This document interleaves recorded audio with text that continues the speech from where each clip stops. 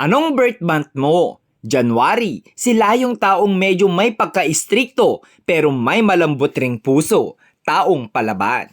February, mga taong baliw kasama, laging masaya at laging nagpapatawa pero deep inside nasasaktan na pala. March, sila yung taong matatalino pero pagdating sa love, bobo. Madalas mapol agad kahit pinapaasa lang sila. April, mga taong friendly at malalakas ang appeal. Sila'y mahilig mang-asar pero pikunin. May, mga taong magaling mag-advise sa kahit anong problema pero di naman ma-apply sa sarili nila.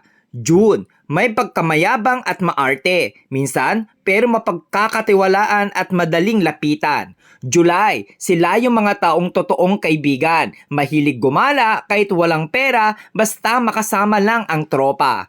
August, bastos magsalita pero virgin. Lakas ang tama pero di wasak. Kadalasan sa kanila'y swerte sa pag-ibig. September, mga taong tahimik lang sa umpisa pero pag nakilala mo na, medyo kalug pala at masayang kasama. October, mga taong madalas manghinala, magselos at mataas ang pride kaya sa relasyon laging naiiwan. November, mga taong good looking na may good personality pa. May diskarte sa buhay kahit pa may pagkasaway. December, mga taong mapagbigay, mapagmahal at makajos. Cute kahit kulang sa height. Ikaw, ano ang birth month mo?